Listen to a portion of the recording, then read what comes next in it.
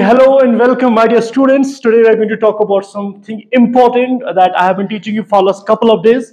That's all about that's phonetics and most mispronounced words in English. See, most of the time when we speak in English, we always have issues that we are not able to vocalize the word properly in its perfect manner, in its perfect pronunciation. Today we are going to talk about where from these things come, where from I got all those rules, what you have to apply in your life, and how can you go through all these things. Fine. So basically, you could see here, I have written here IPA. Can you read it? Yes, International Phonetic Alphabet Association. Fine. You can say two things. Is it here? It is International Phonetic Alphabet or International Phonetic Association. Fine. इन दो चीजों में से आप कोई भी एक association बनी है. It was framed in 18. Got it? Yes, sir. Because there is always a parent association who devised the rules, who made the rules, who framed the rules for any particular subject, for any particular language. Fine. Similarly, we have International Phonetic Alphabet, or we have International Phonetic Association. Fine. And that association has framed some rules because basically that very time, till then we have 27 letters in English. Okay, as of now we are having how many letters in English? 26. But basically at that very time we used to have 27 letters in English. And 26 letters, you are very much known about that. That's ABC up to XYZ. But that very time there was one other extra letter that was called ampersand. What was that called? Ampersand. But in 1835, this ampersand was omitted from the group of letters there. Fine? Got it? So we, as of now, we are having 26 letters only. So we just minus 1, it remained 26 letters. So out of 26 letters, it give birth to 44 sounds. So some voice. When you speak it, you just give it some name. You just give it some voice, and you pronounce it by that way. So 44 sounds are being subdivided in 24 other consonant sounds and 20 other vowel sounds. ठीक है ना? So इसको इस तरह से divide कर दिया गया. लेकिन इन 24 consonants को रखा गया वहां पे जो हमारे पास अगले 20 vowel sound थे. The other vowel sounds 20 were subdivided in 12 plus 8. It's not plus, it's plus, okay? 12 plus 8, it's monophthongs of the 12 and 8 other diphthongs. Got it? It's very easy to understand. See, this is the simple tree. 26 letters make 44 sounds. 44 sounds were subdivided into 24 consonant sounds and 20 other vowel sounds. Fine. But these vowel sounds are still divided into 12 plus 8. 12 plus 8 are monophthongs and 8 are diphthongs. In later version, you will come to know all about these things. There will not be an iota of confusion in your minds. I'm going to clear each and everything to you. Next one is, these 12 sounds are still divided into 7 plus 5. And 7 sounds are short vowels and 5 are the long vowels. So this is the basic branch, basic phonetic tree, where from it emerged, how it ended here. Now, I'm going to continue with some of the words today, and these are few words, and I would like you people to read about these words. If you're able to pronounce these words well, I'm going to cash you, I'm going to give you a prize. If not, then I'm going to help you out how to read and pronounce these words. Fine? So can you please read the first word here? Yep. Epitome. Is it? Okay, great. It was nice effort. And the second one is here. Can you be a bit louder? Espouse. Okay, fine. What is the third one here? Entrepreneur. Fine. Shall I say you're wrong here? Yes, you are absolutely wrong. So this is not the right pronunciation. We're going to clear it in the future time. I mean, the coming minutes. We're going to clear everything. So next word, the fourth one. You might have seen this word. Yep. You might have seen this word in most of your books in your day-to-day lives. Okay, you might have encountered this word every day in your lives. Can you say this, please? Light. A light. Okay, fine. What is the next one here? X. Fortunately, you don't know about these phonetic symbols. The rest you would have spoken them very correctly. But yes, I will explain you what is this all. Anyways, what should expatiate? Is it? Expatiate, right? Is it? Fine. Also, somebody else has got some other pronunciation. Can you please say it to me? Can you please raise your hands and speak to me? Yep. What's it? Yep. Expatiate. Okay, fine. It's expatiate. Fine. Can you please zoom it a little bit? Okay. Now, what is the next one here? George. Oh my God, it's George. Can somebody else make the same sound? Can you read it, please? See, let's make an effort. Okay, fine. You will become the expert as in future time. But as of now, we can make it on the efforts only. Fine. These efforts will definitely turn into the successful points. Anyways, what's it? It's Gaj. It's gauge. Okay, fine, good. Or the next one here. Can you please read this one here? You might have seen it in WhatsApp groups, Facebook, everywhere. Yes? Hmm? Diff. Give something else. Fine. Let's see what's it in the coming minutes. And your mom is always doing this. She's using this kind of thing. She's kneading the flour at home when she's preparing chapatis for you people. So can you please tell me what could be this word? Huh? Knit. And somebody says need. Or it's knead, is it? Do you have something like that? Okay, fine. And what's the next one here, please? Uh-huh. Lackadaisical. Great, very nice. This you have pronounced it very correctly. And what the next one? Quay. Okay, Quay. Let me explain you all the words here. The first word that you have recently mispronounced was not epitome, it's epitome. What's it? Epitome. Can you say? Come again, please. See, how I will tell you how it's epitome. I have just added these phonetic symbols here as well. These symbols, by the way, you can definitely guess the idea. You can have the idea how to properly pronounce these words. The basic phonetics of these words is like this is a sound. This is a, p, a, t, a. It's epitome. What's it? Epitome means example of something. Biggest example of something. You can say, Allama Anwar Shah Kashmiri was an epitome of knowledge, right? Example of something. It's not example, it's example of something. Fine? You got the first word. Okay, do I need to repeat it? Yes or no? No, thank you. Let's move to the next word here. It's not spouse. No. I have told you multiple times whenever we talk about American English and Britain English, most of the times the Britons use, they call S as Z sounds. And Americans call the S as S sound. Fine? Or it's by the Britain people. So it's not here spouse, it's spouse. Is spouse. So let's see how is it. This is a, this is sir. It's p, it's ow, z. Is spouse. Is spouse. Can you say it? Can you repeat it? Can you say once again? Great. It's a, p, ow, z. Is spouse. What's it?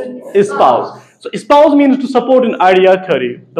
Before 15 days, I came here. I thought to start an academy here, and where all the schools, all the students, the parents, employers, anybody can join the classes to develop and to nurture language skills.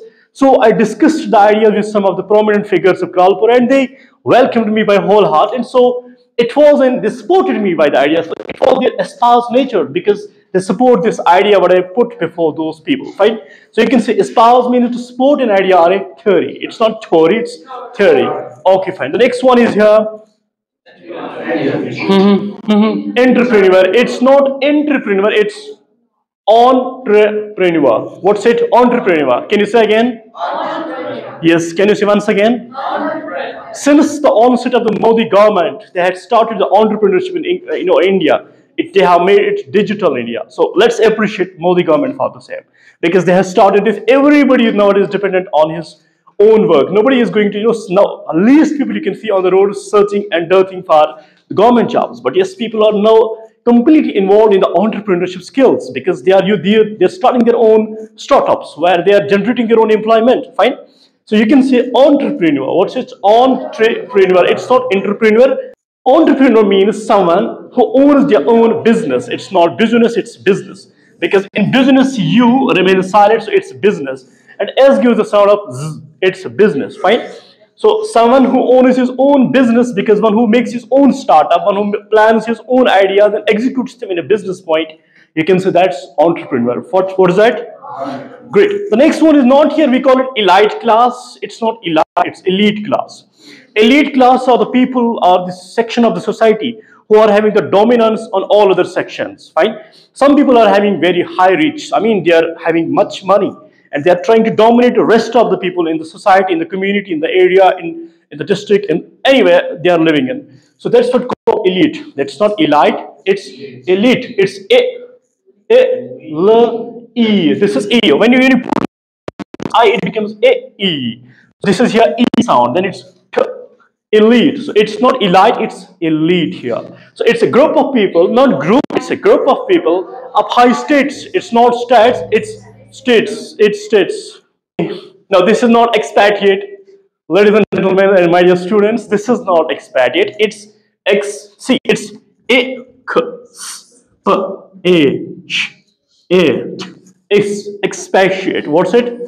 It's expatriate. What's it? Can you say again?